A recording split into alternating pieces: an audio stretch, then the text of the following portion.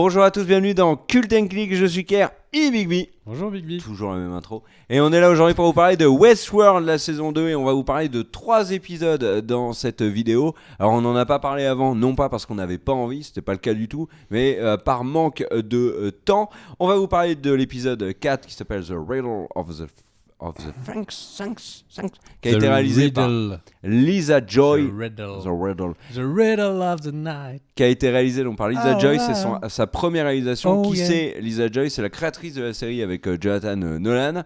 L'épisode 5 ensuite sur le Shogun Park qui s'appelle Akane no Mei. Et enfin le dernier épisode qui a été diffusé le 27 mai, c'est l'épisode 6, Phase Space. C'est un épisode que j'ai énormément aimé. Petit spoil. Mon préféré de la saison. Ouais.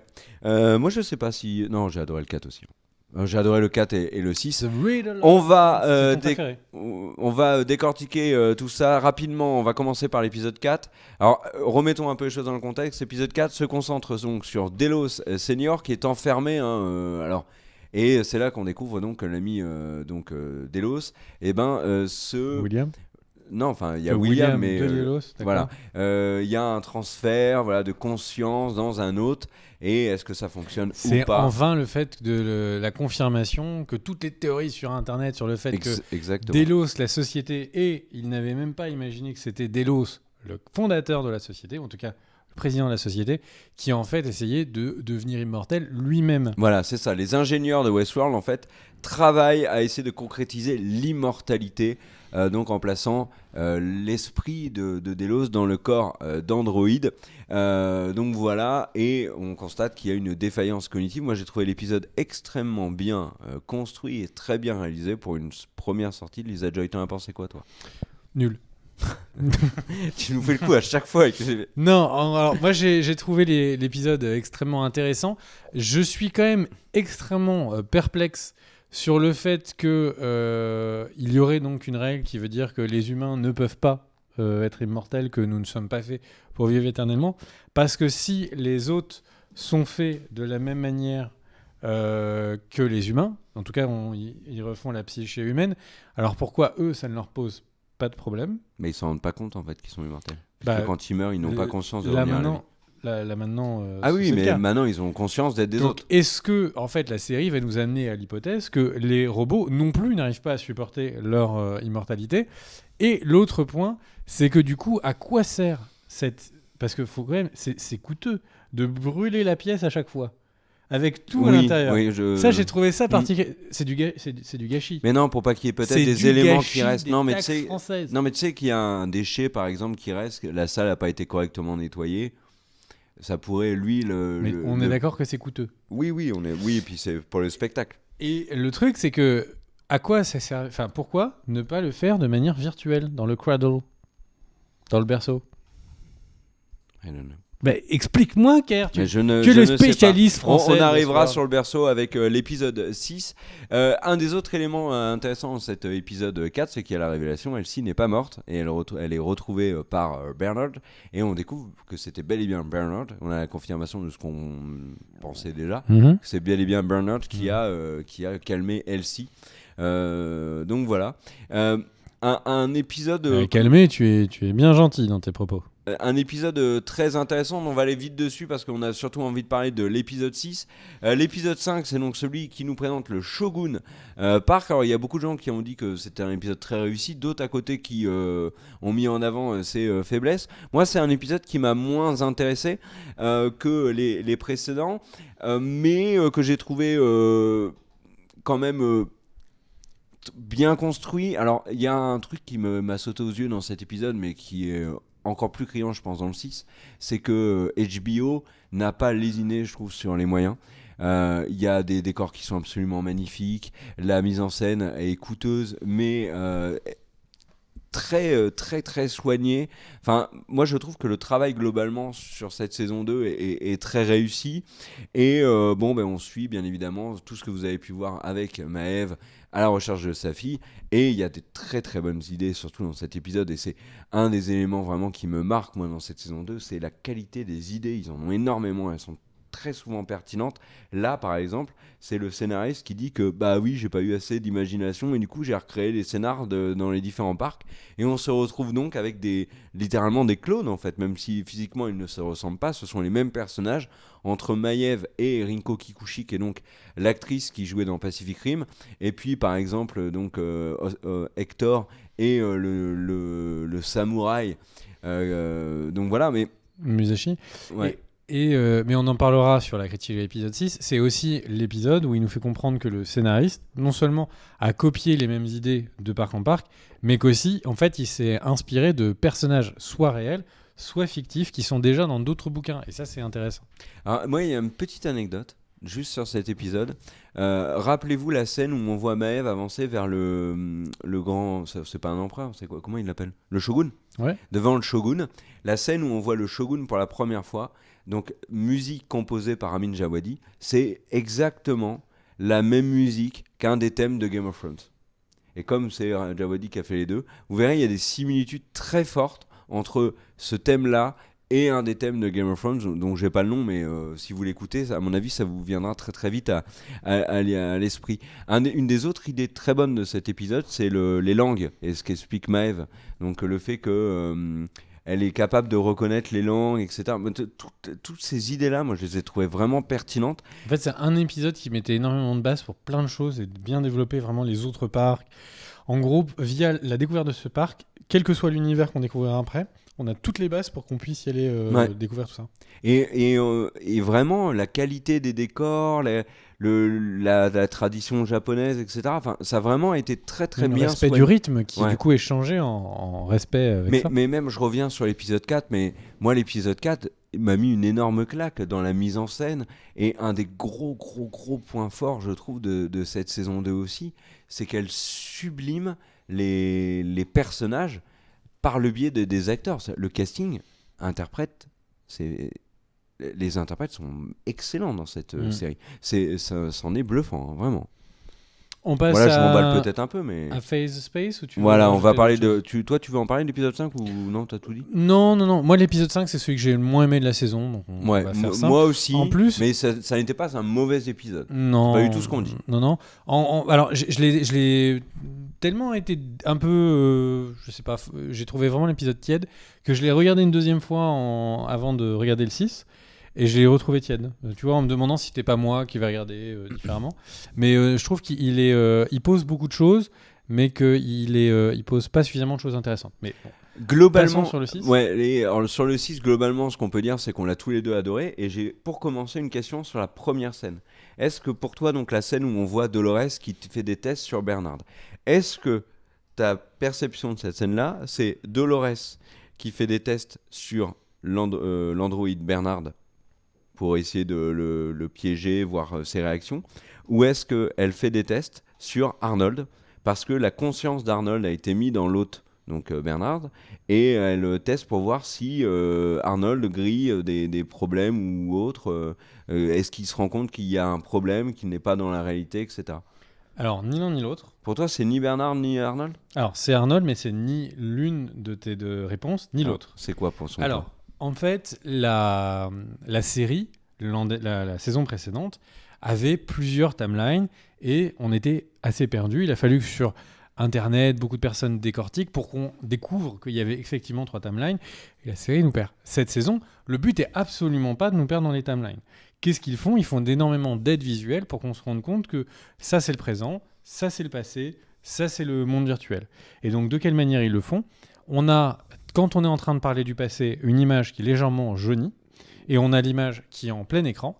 Et quand on est en train de montrer un autre univers qui, pour l'instant, n'était pas expliqué, mais là, on l'a vu sur le berceau, et il y a tout simplement le format d'image passe de 16 neuvième à 2,35, donc comme les films de western, justement. Et là, en l'occurrence, cette scène d'introduction est faite sur un format panoramique, cinémascope, qui est le 2,35. Alors, on peut se poser la question, soit effectivement, il y a des scènes du passé qui sont parfois en 16:9 jaunies et d'autres qui sont en cinémascope, ou alors, et c'est l'impression que j'en ai au regard de cet épisode, mais je ne serai pas catégorique, Ce sont les scènes qui sont dans le berceau qui sont en 2.35. Cette scène d'introduction est en 2.35 et elle n'est pas jaunie en termes de couleur. Donc, la première fois que j'ai regardé l'épisode, je me suis dit, c'est une scène du passé où on voit du coup Ford qui est en train de recréer la confiance de Arnold. Au vu de la fin de l'épisode, j'ai envie de penser que en fait c'est encore actuel, mais c'est dans le berceau et c'est Ford qui continue de préparer Arnold. Mais la série n'a pas été entièrement claire, je trouve, sur, oui, elle n'est pas finie sur ça. Il y a encore beaucoup de mystères. Non, je pense que je pars d'un point de vue purement visuel. J'ai l'impression qu'on n'a pas toutes les clés et que parfois ils jouent un peu avec ça. Donc je ne serais pas catégorique pour dire c'est le berceau, c'est le monde virtuel. Je pense que c'est soit le berceau, soit que c'est le passé. Mais c'est certainement pas Bernard. C'est certainement pas Bernard. C'est sûr que c'est Arnold. Parce que là, on est en train de reconstruire la pensée de Arnold, qui est différente de la pensée de Bernard. Les deux ne pensent pas toujours la même chose. Alors passons maintenant à Dolores et Teddy, si tu veux bien. Dans cet épisode 6, il y a quelque chose qui est une conséquence de l'épisode précédent, parce que l'épisode précédent, Dolores attrapait Teddy par le biais de ses sbires. Donc là, on a compris qu'en fait, ils lui ont fait des manipulations. Enfin, ils ont changé son code, ils lui ont retiré des éléments. Exactement.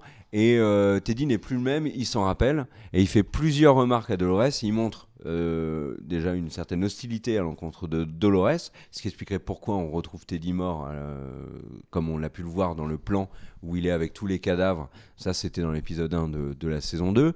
Et aussi, il surprend vraiment Dolores dans son attitude. Il est beaucoup plus froid, Teddy, et il a l'air d'être beaucoup plus libre. Alors que moi, l'impression que j'avais, c'était que Dolores, au contraire, elle essayait de justement un peu lui casser les pattes pour qu'il le suive bêtement, comme les autres personnages qui la suivent. Moi, ce que je trouve intéressant, c'est que Dolores, elle se révolte contre les humains parce que, vous comprenez, ils nous utilisent, ils nous font la sexualité et derrière, ils nous tuent ou ils nous obligent à devenir des assassins. Et là, qu'est-ce que Dolores fait quand elle est en position de pouvoir ? Elle fait la même chose. C'est-à-dire qu'elle le brainwatch, elle lave l'esprit de Teddy après avoir couché avec lui et elle le rend beaucoup plus violent. Et donc, moi, je trouve que c'est un parallèle intéressant pour montrer qu'en fait, les robots, pour l'instant, ont exactement le même comportement quand ils sont en position de pouvoir que les autres. Que les invités. Moi, j'ai trouvé que la relation Teddy-Dolores beaucoup plus intéressante dans cet épisode 6 parce qu'elle commençait sérieusement à me peser, et notamment Dolores, qui est un personnage beaucoup trop énigmatique. On avait... Il y a un des reproches qui est fait sur cette saison 2, c'est justement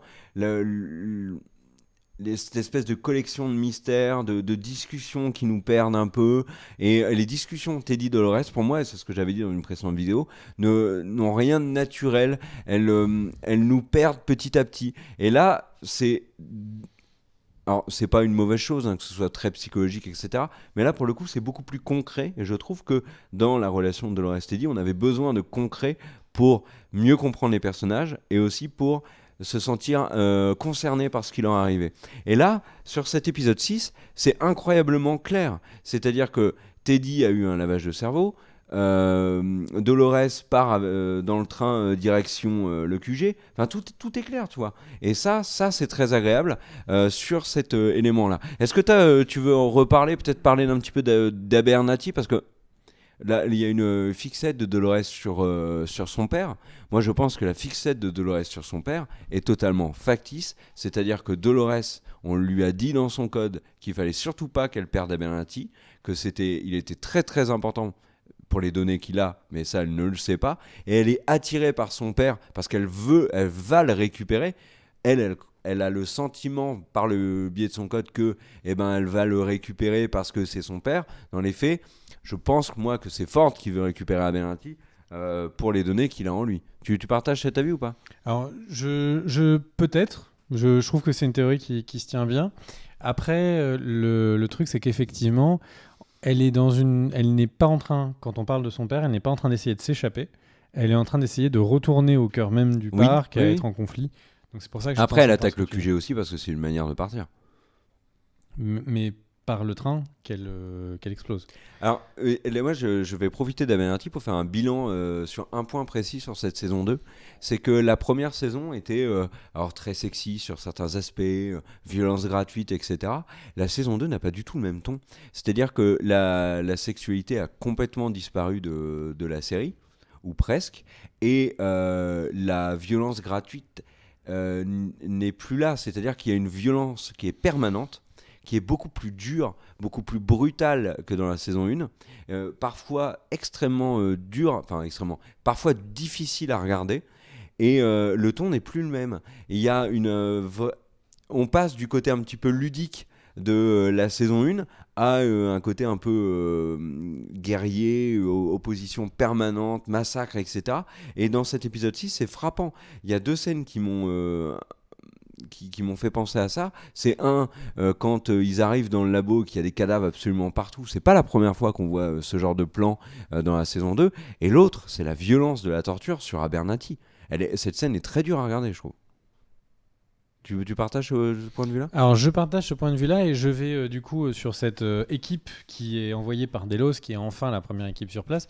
Moi, il y a un truc qui m'a amusé, c'est qu'en gros, encore une fois, on a l'espèce de vieux GI qui arrive. Acteur de Sons of Anarchy, et j'adore. qui dit bon, ça y est, le temps pour les amateurs est fini. Mais si Delos avait envoyé sur place que des amateurs et qu'ils ont laissé les pros ailleurs, oui, non, c'est normal que ce soit le bordel. Donc bon, ça j'ai trouvé ça un peu nul. Ashley, mais ça m'a fait rire. mais bon, en tout cas, enfin cette équipe est arrivée et on va commencer à rallier les wagons entre ce qu'on a pu voir avec Loki, l'acteur, Floki, et donc le reste. On enchaîne ensuite par le Shogun Park. Alors voilà, on enchaîne ensuite par le Shogun Park. Moi, je veux juste dire un mot. Vas-y. Le début de toutes les premières scènes, la première scène, le début de la première scène sur le Shogun Park, je l'ai trouvé au niveau de la mise en scène bluffante. Et ça contribue, je trouve, à la qualité de cette saison qui, je le redis, mais je me répète, voilà, moi je trouve que la mise en scène de cette saison 2 est très impressionnante. Et les premiers plans, la lumière, etc., les décors, tout est... Le rythme, tout est très très très très bon dans cet épisode-là, je trouve, mais encore plus sur cette première scène où on voit, je connais pas le nom du personnage, mais Rinko Kikuchi devant le corps de sa fille, Maëv qui avance lentement, le corps couvert de sang, etc. J'ai vraiment trouvé ça excellent. Moi, je vais juste parler du coup du duel qui vient un petit peu après. Lui aussi est très très bon. Alors, le duel, en fait, donc je parlais du fait que le scénariste est visiblement inspiré de personnages fictifs. En fait, depuis le début, on appelle ce Ronin, donc ce samouraï sans maître, Musashi. Alors, Musashi, c'est pas le nom de n'importe quel samouraï japonais.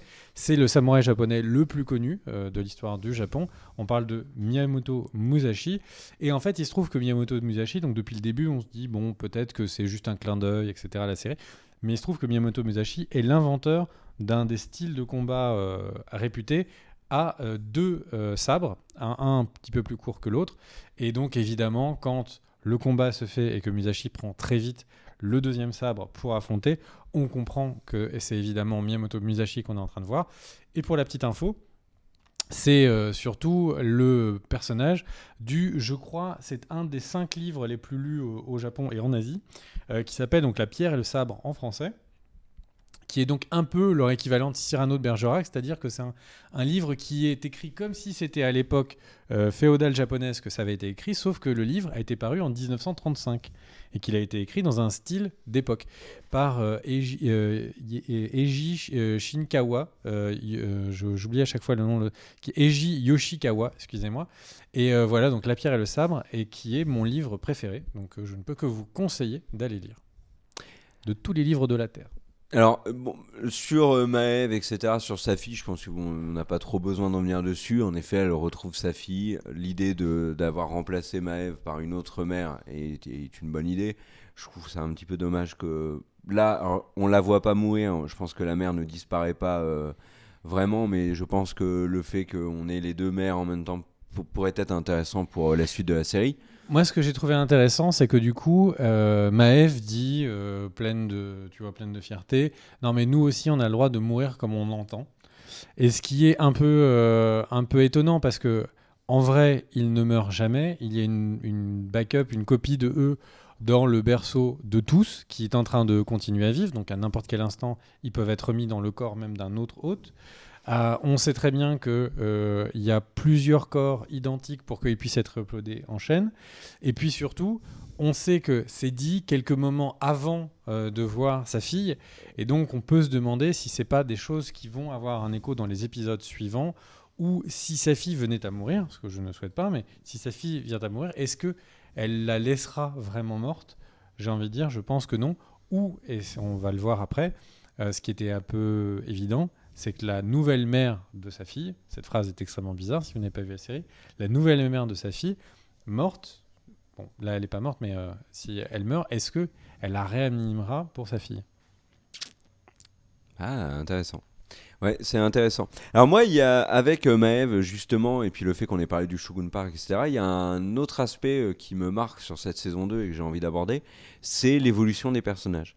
On a l'impression que dans cette saison 2, ils ont décidé de passer au niveau supérieur et d'améliorer le traitement de chaque personnage. Tous les personnages majeurs de la série ont énormément évolué, j'ai envie de dire sauf Hector. Mais si tu regardes, Dolores était un peu la... Hector a vachement évolué. Oh, bof, je crois. Oui. Oh si, il était Dans sans sa relation, aucun cœur. oui, bon, ok. Dans sa relation avec Maëv, je suis d'accord avec toi. Dolores était plutôt la victime, maintenant c'est celle qui mène le combat. Teddy était conscient de rien et maintenant il est conscient d'absolument tout, et y compris de l'attitude de Dolores. Et là où je trouve encore plus marquant, c'est qu'on a l'impression un petit peu, c'est comme dans les jeux vidéo ou les films de super-héros où ils attribuent de nouveaux pouvoirs dans l'opus suivant. Maëv et Bernard, c'est ça. C'est-à-dire que Bernard, il a maintenant la capacité de revoir ce qui s'est passé dans le passé. Donc voilà, il a une sorte de nouveau pouvoir. Et Maëv, c'est encore plus fort avec cette s'appelle la nouvelle mémoire. voix. Non mais oui. Non mais d'accord, mais là Je c'est vu plaisante. d'une manière différente parce qu'il l'utilise pour se sortir, pour avancer dans le présent. Et Maëv avec sa nouvelle voix, pareil. Et je trouve que le traitement des personnages est très intéressant parce qu'ils prennent tous j'ai envie de dire, de l'importance, du relief dans la série. Et un des trucs les plus malins qu'a réussi à faire Westworld sur cette saison 2, c'est le scénariste. Le scénariste, qui était un guignolo dans la première saison, qu'on a vu brièvement ici et là. Et là, dans cette saison, il est très important, il est très pertinent et il devient très intéressant. Et sortir un personnage qui était plutôt quelconque, d'en faire un personnage central, et à côté de ça, le technicien asiatique qui avait pris de l'importance dans la saison 1, qui aujourd'hui n'est qu'un personnage de second plan, c'est très intéressant. Pourquoi ? Parce que Westworld nous montre qu'ils peuvent développer des personnages à un instant T, les laisser de côté pendant un certain temps, les reprendre. C'est exactement le cas d'Elsie. Elsie est de nouveau très importante dans la saison 2, après avoir été abandonnée. Et je pense que ça sera exactement le même cas pour Ford. C'est-à-dire laisser de côté pendant longtemps, et puis Anthony Hopkins va revenir dans la série, l'air de rien, et aura un rôle central encore. Moi, c'est vraiment ma vision des choses. Donc voilà. Est-ce que tu veux qu'on parle de William et de sa fille ? Alors, William et sa fille, il n'y a pas grand-chose à dire, sinon que c'est marrant qu'ils l'apprennent donc pour ça m'a beaucoup fait rire. si je devais résumer, je comprends pas pourquoi il l'abandonne. Alors, moi, je veux parler de juste avant, le feu de camp. J'ai trouvé cette scène extrêmement réussie. Dans la relation père-fille, l'émotion de William qui, pour la première fois, a l'air d'être atteint par quelque chose. Quand il parle à cheval, tu veux dire ? Non, Avant le feu de camp sur le feu de camp. C'est au feu de camp qu'il a les larmes aux yeux, etc. Après, le fait qu'il l'abandonne, ça se comprend. Il a été touché par le discours de sa fille, mais pas convaincu. Et du coup, il continue sa route. Par contre, sa fille est un personnage très intéressant aussi, et est un ajout intéressant dans la série. Après, quelle est sa véritable motivation ? Comment est-ce qu'en tant que père, tu laisses ta fille aller dans un bordel de sexe robot ? Mais il en sait rien. Elle lui dit. J'allais dans le palais des plaisirs. Ils savent tout sur tous les autres, donc pourquoi est-ce que... il sait pas forcément sur les visiteurs. Normalement, il sait sur tous les visiteurs, parce qu'ils leur prennent même loin, ils leur pompent leurs infos. Ouais, mais... Ouais, mais le fait qu'ils aient ajouté sa Bah, fille c'est est une l'avenir, très hein, bonne peut-être idée. qu'ils sont plus progressistes, mais c'est sûr qu'aujourd'hui ça paraît bizarre. Non, parce qu'il réagit quand elle lui dit je suis allé m'éclater plusieurs jours dans le palais des plaisirs. On voit le père qui est gêné, quoi. Mais voilà, leur relation, je trouve, fonctionne immédiatement. Et elle commence en plus par, comme tu l'as dit, un trait d'humour qui en plus fonctionne bien. Donc c'est encore une fois un ajout très intéressant, je trouve, de cette saison 2. Voilà. Ça faisait longtemps que je l'avais pas dit. Je trouve que mes propos sont un peu brouillons, mais je suis fatigué. Non, tu es dur avec toi-même. Et donc ensuite, il y a le cradle. Alors ça, donc le cradle ou le berceau en anglais, Ah, en on a oublié français. un truc sur le Shogun Park. On peut le dire avant de Bah, passer à la suite. Dis-le Le alors. mont Fuji. Oui. Bah, je me suis posé la question de on est où? Est-ce que ils ont reconstitué quelque chose? Est-ce que c'est un fond et que les gens s'en rendent pas compte? Est-ce que le parc Shogun Park est non loin du mont Fuji et du coup ça casserait complètement les théories de positionnement du parc et des parcs sur une grande île au large Parce qu'ils ont acheté le large de Japon. la Chine. Mais non, mais vraiment, je me suis posé la question du mont Fuji. Bah, je ne sais pas. Et Donc, je aussi, ne- et tous les plans très nombreux sur les paysages dans le Shogun Park nous montrent à quel point il est gigantesque ce truc. Alors après, bien évidemment, il peut être limité, puis il y a une partie du paysage qui n'en fait pas partie. Mais moi, autant à la saison 1, c'était une question que je ne m'étais jamais posée de où est-ce que ça se passe. Parce qu'on nous met dans un cadre et on nous dit allez-y, et on va vous questionner sur d'autres choses. Mais là, pour le coup, dans cette saison, je trouve que la localisation du parc est de plus en plus présente. Toutes ces questions-là, et ça m'intéresse beaucoup. Mais en fait, toute la saison 2 m'intéresse beaucoup. Et pour être très clair là-dessus, pour l'instant, c'est vraiment ce que j'ai vu de mieux à la télé en 2018. J'avais dit dans la précédente vidéo que c'était The Terror, mais en fait, non, c'est Westworld. Moi, c'est The Westworld sans aucun débat. Euh, on peut passer au Ouais, cradle. vas-y.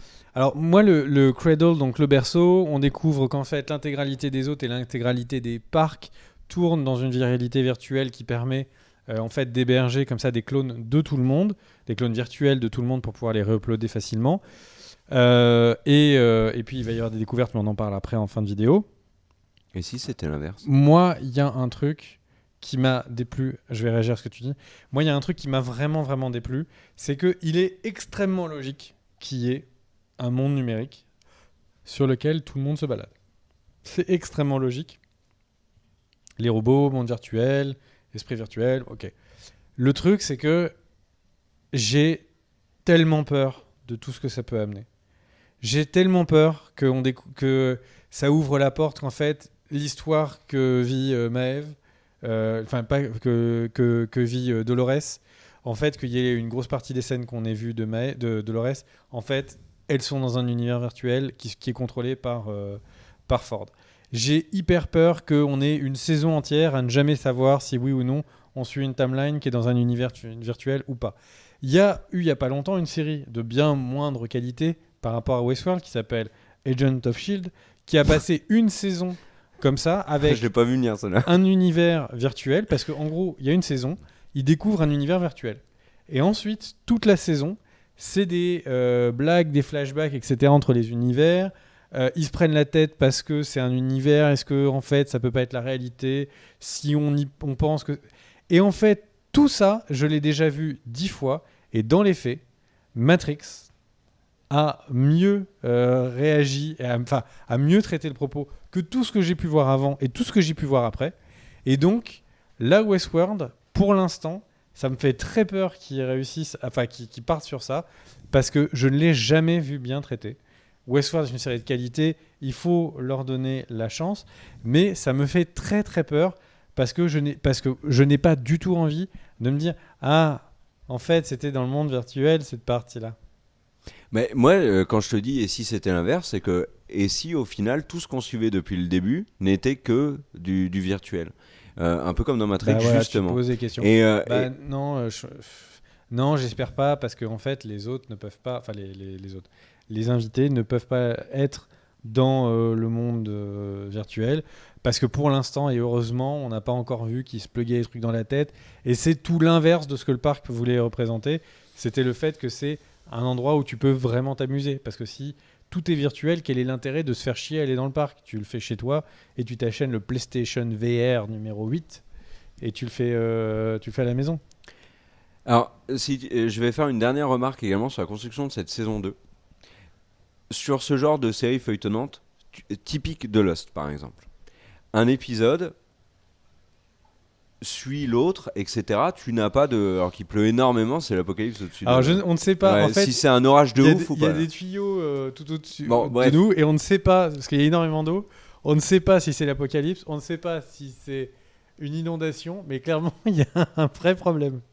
Ce que je voulais dire, donc sur beaucoup d'épisodes de Game of Thrones, sur beaucoup d'épisodes de Lost, sur ce genre de séries, The Walking Dead, etc., les épisodes se suivent et il est parfois difficile de distinguer les uns des autres. Quand tu, par exemple, sur, je sais pas, Lost, non, Lost, il y avait ou The Walking Dead, par exemple, si on faisait une critique de 3 épisodes d'un coup, on aurait peut-être du mal à se dire, tiens, cet épisode-là, c'était ça, tu sais, il y a des éléments qui s'entremêlent. Là, je trouve que dans la construction des épisodes de Westworld, ils ont réussi à leur donner tous réellement une identité. L'épisode 4, c'est le vieux Delos. L'épisode 5, c'est le Shogun Park. L'épisode 6, c'est Teddy Dolores, tu vois. Et C'est Maëv l'a rencontré avec sa fille. ouais, oui, C'est le aussi. Cradle. Oui, ok. C'est un épisode qui oui, est mais riche.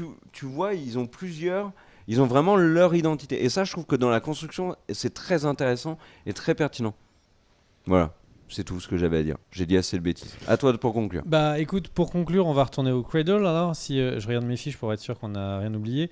Bon, il y a l'explosion du train, il y a... Alors oui, on le voit- final me donne hyper envie de voir la suite. Hein. On voit donc au QG, on voit Hale avec le reste des personnes qui sont en train de discuter. Et on se rend compte que Bernard et Elsie, ils sont avec eux au même moment, mais à un endroit différent. Ouais. Et le truc, c'est que... Et c'est un épisode où on ne voit pas donc le présent qui est avec Floki et Exactement. la nouvelle équipe.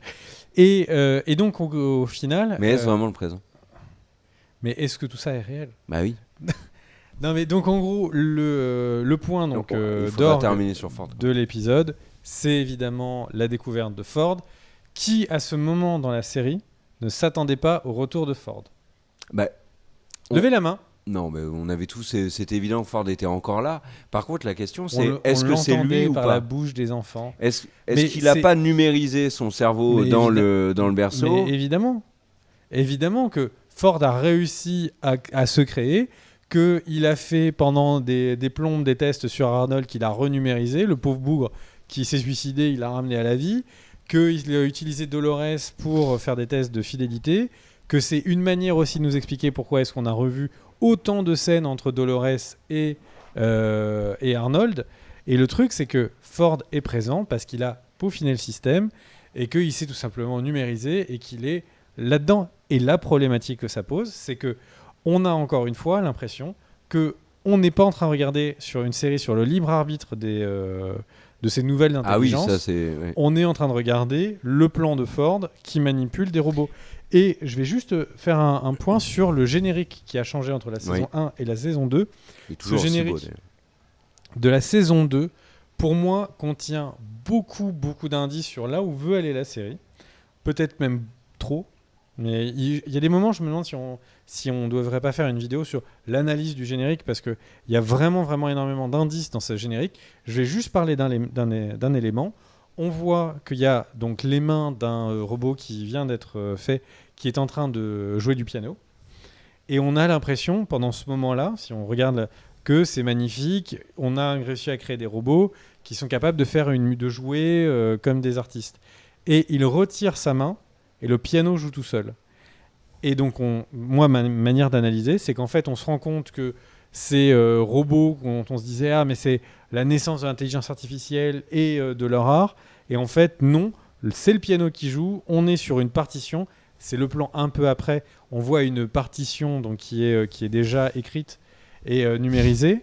Et le truc, c'est que la première scène où on voit Ford, où on revoit Ford, il est en train de jouer du piano sur ce piano où on voit que tout est des partitions préécrites. Je pense que c'est un signe très fort de faire une boucle pour nous expliquer que pour l'instant, on n'a vu personne qui a une vraie identité une vraie intelligence artificielle dans la série. Alors moi, je vais essayer d'expliquer un peu mon propos, mais je trouve qu'il y a un problème avec Ford depuis le début de la série. Ça risque de péter. Ouais, parce que là, on se mange et un vous orage allez incroyable, vraiment vous ne vous en voir, rendez pas genre, compte. Une piscine qui va nous tomber sur la gueule. Le... Oupi arrête pas d'enlever son casque en se disant mais qu'est-ce que c'est que ce bordel. Donc, Ford, j'ai un vrai problème avec Ford. C'est-à-dire que si tu prends l'homme en noir, dans la saison 1, on suit William Je t'avoue que j'ai jeune. De mettre Attends. une pause dans la vidéo et de regarder Non, qu'est-ce que c'est que ce Wi- bordel. William, on le suit jeune, et on suit le jeu de l'homme en noir, et on découvre à la fin que William est l'homme en noir. Arnold est très important pour toute la première saison. C'est le mec qui a créé les autres, c'est le mec qui est au-dessus. Il a créé Wyatt. etc. Il a créé, voilà, il est, et puis il est devenu, enfin, c'est Bernard aussi, etc. Il y a une Et Ford vraie, lance Wyatt à la fin il y a de une la saison. vraie importance. Là où moi j'ai un problème avec Ford, c'est qu'il est au cœur d'absolument tout dans la saison 1 en étant celui. Écoute-moi, laisse l'orage de C'est côté. juste que j'ai juste peur de me prendre la... On a Ford qui met en place son jeu dans la saison 1, il est plus là dans la saison 2, mais c'est toujours son jeu, et pourtant, il n'a jusqu'à présent aucune importance dans le passé. C'est le petit lieutenant ou le petit bras droit de Bernard, on n'a jamais eu une scène entre William et Ford dans le passé. Or, il y a un lien qui est absolument immense et peut-être le lien le plus fort de tous On a eu une entre scène William et Ford. Non, Pas dans vraiment. le passé, tu veux dire? Bah, dans le Parce passé. qu'on a eu une scène, celle mais- où t'es dit... Oui, lui, mais dans il le met passé. couteau. Non, mais dans le passé réellement, c'est-à-dire il y a 20 Au 30 moment ans, où le parc est racheté, c'est ça dans que tu veux dire. à la création du parc, etc., Ford n'existe pas. Et il y a un vrai problème là-dessus. Je pense que Ford, c'est autre chose que ce qu'on nous a montré jusqu'à présent. Quoi, je ne sais pas. Est-ce que... moi, il y a quelque chose qui me gêne parce qu'on a Delos d'un côté, on a William qui gère les finances avec Ben Barnes, etc. Mais Ford jeune, on le voit rapidement avec une doublure et puis des effets spéciaux dans la saison 1, mais il est beaucoup trop effacé pour l'immense importance qu'il a dans le présent de la série, tu vois. Peut-être. Et ça me perturbe beaucoup, et ce depuis le début. Mm. Voilà. Donc après, Mais bon, d'une manière générale, la série te perturbe. elle est là pour ça de toute façon. Voilà, c'était notre critique Westworld. Résumé, Enfin, on a résumé, vraiment essayé de analyse. Voilà. Condensé en 5-6 Voilà. minutes, notre avis. On avait dit 10-15 minutes, 45, tout va bien. Merci à tous d'avoir regardé. Si vous avez aimé, petit pouce vers le haut, les commentaires bien évidemment. Et on a hâte de vous retrouver dans une prochaine vidéo. Ciao! Bisous.